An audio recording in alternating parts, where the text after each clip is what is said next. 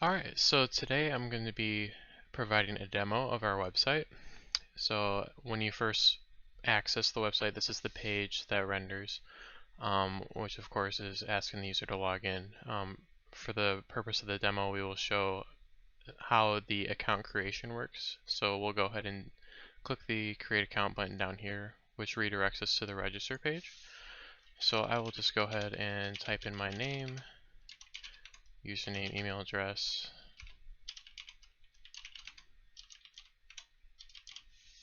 and click Submit. So after you click Submit, it obviously redirects you back to the login page. And to show that the credentials were saved correctly, if we go into the backend or our database, we can see that those credentials were just stored. So now let's go ahead and log in.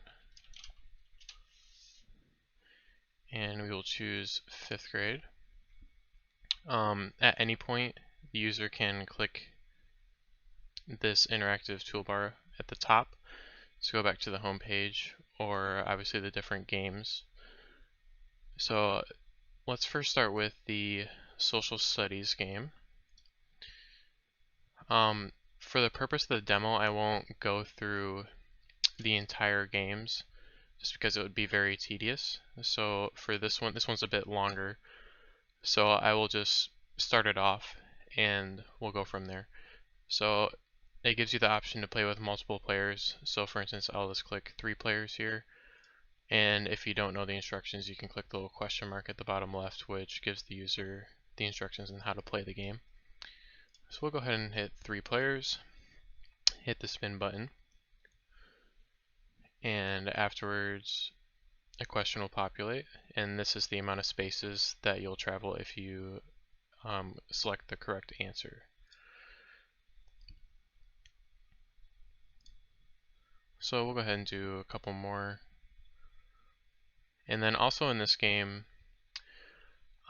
depending on how many users are playing the game, the spaces are adjusted accordingly. So if you were playing by yourself, the amount of spaces you could traverse per question is much shorter, but with multiple players, it is increased due to the fact that there's only 20 questions. So for this game, instead of showing that whole part, we'll just go to the next one, which is science.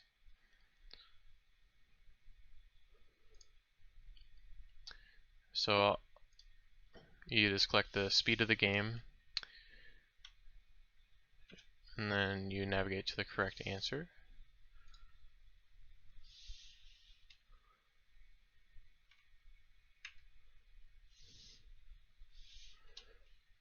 And in the top right, you can see the scores are being counted. And also, as you can see there, when I went off the frame, the game ended immediately, but you can still hit the replay button and go again. So it's important to stay in bounds. And then I'll also show the ghost. What happens when you hit that? It decreases your score by 1. So as you can see in the top right, we're currently at 1. And if we hit the ghost,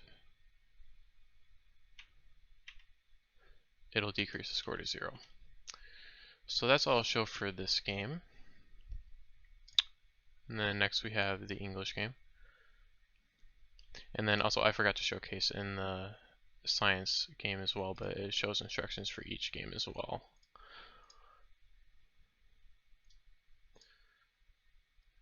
So similar format, you get the questions in the top and then you just click the balloon that you'd like to pop. I didn't do it in time there, so the question ended.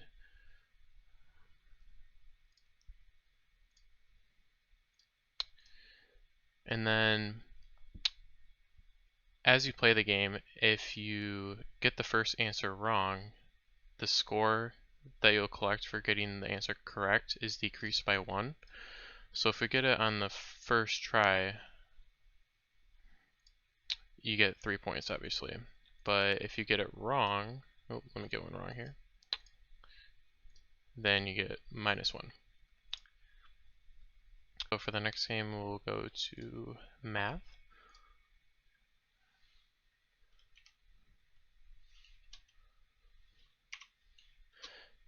and then I'll just hit stop to record the scores, hit result, and then you're brought to this page where it just asks for your information, which is used to compare other users.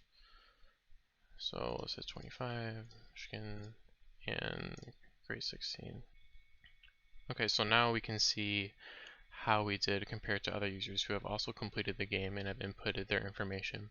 And if you click this average button, it'll give you a more detailed analysis of that. As you can see here, it just has your information. It says your score 2 is compared to a user average of 10.2, so obviously did fairly awful. And then we can also expand this a little bit so it's easier to see, and you can compare your data to others. We unfortunately didn't have enough time to implement the functionality for sending the results to an email address. So instead of doing that, we decided to just give the user a list of options to take a screenshot just so they can save them, and then obviously show their parents or teacher if needed. And then also just another cool thing we implemented was this share button, where you can share the URL of the website if you want to compete against other people. And then the last part we have is the feedback portion. And this just allows the user to input any feedback based on the games they played, if they have any suggestions.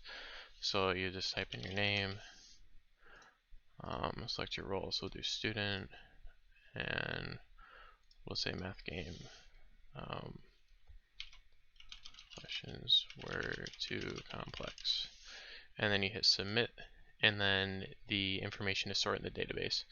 Also, if we had more time, we were going to do some sort of flash messaging for the user to see that their input was stored in the database successfully, but we didn't have time to do that as well.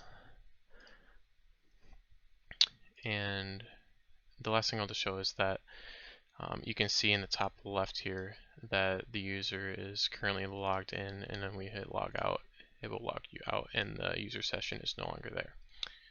So that'll do it for our presentation, and I hope you enjoyed this video. Thank you.